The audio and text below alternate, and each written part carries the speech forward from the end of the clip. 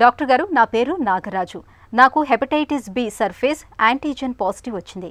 ఈ సమస్య పూర్తిగా నయమయ్యే అవకాశాలున్నాయా? ఇప్పుడు నేను ఎలాంటి చికిత్స తీసుకోవాలి తెలియజేయండి అని అడుగుతున్నారు. ఈ ప్రశ్నకు డాక్టర్ గారి సమాధానం ఇప్పుడు చూద్దాం. మనకు హెపటైటిస్ బి ఇన్ఫెక్షన్ చాలా ఇంపార్టెంట్. ఏంటంటే prevention is better than cure. అందుకని హెపటైటిస్ బికి వ్యాక్సిన్ ఉంది కాబట్టి ఇప్పుడు అంటే మీరు ఏజ్ని బట్టి చిన్న ఏజ్లో అందరికీ కూడా పీడియాట్రిక్ ఏజ్ గ్రూప్లో హెపటైటిస్ బి వ్యాక్సిన్ ఇచ్చేస్తున్నారు. ఒకవేళ హెపటైటిస్ బి వ్యాక్సిన్ తీసుకోకపోతే అలాంటి వాళ్ళకి హెపటైటిస్ బి వచ్చే ఛాన్స్ ఉంటుంది. సో హెపటైటిస్ బి యాంటీజెన్ ఒకసారి పాజిటివ్ అయిన తర్వాత నెగిటివ్ అవ్వటం అనేది ఉండదు. కానీ మనం ఏంటంటే రెగ్యులర్గా లివర్ ఫంక్షన్ టెస్ట్ చేసుకొని మీ లివర్ ఎంజైమ్స్ ఏమైనా పెరిగినాయా, SGOT, SGPT ఏమైనా పెరిగినా ఎవాల్యుయేట్ చేసుకోవాలి.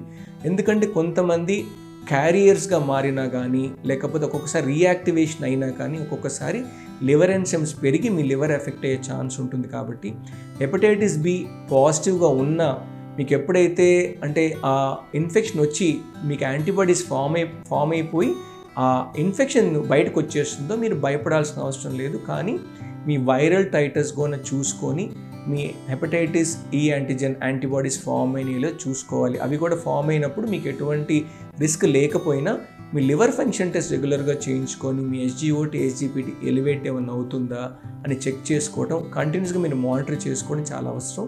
చాలాసార్లు హెపటైటిస్ బి HBsAg పాజిటివ్ అయినప్పుడు చాలాసార్లు చాలా ఇబ్బందులు కలుగుతూ ఉంటాయి. మీరు బ్లడ్ ట్రాన్స్ఫ్యూషన్ ఎవరికైనా డొనేట్ చేయడానికి వెళ్ళినప్పుడు కూడా ఇది పాజిటివ్ వస్తే మీ దగ్గర తీసుకోకపోవటం అలాంటివి జరుగుతూ ఉంటాయి. అందుకని ఎప్పుడైతే మీకు హెపటైటిస్ బి పాజిటివ్ వస్తుందో ఒకసారి టోటల్ ఎవాల్యుయేషన్ అంటే మీ దగ్గర యాంటీ-HB యాంటీబాడీస్ సరిగ్గా ఫామ్ అయినాయా లేవా.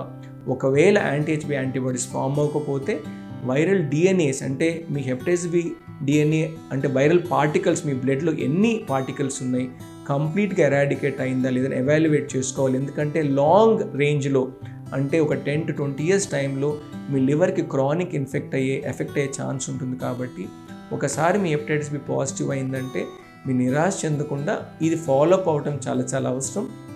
మొట్టమొదట ఒకసారి మ్యారేజబుల్ ఏజ్ వచ్చినప్పుడు, మ్యారేజ్ అవ్వాలన్నప్పుడు మీ పార్ట్నర్కి కూడా అంటే వ్యాక్సినేషన్ చేసి వాళ్ళకు కూడా ఎటువంటి అంటే హెపటైటిస్ ఇన్ఫెక్షన్ వల్ల వాళ్ళకి స్ప్రెడ్ కాకుండా కాపాడుకోవడం కూడా చాలా అవసరం.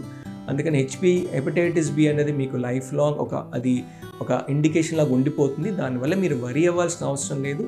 దానివల్ల ఫర్దర్ ప్రాబ్లమ్స్ రాకుండా మీ వైరల్ అంటే హెపటైటిస్ బి ఇన్ఫెక్షన్ స్టేటస్ ఏంటి అని కంప్లీట్గా ఎవాల్యుయేట్ చేసుకోవటం అనేది చాలా అవసరం.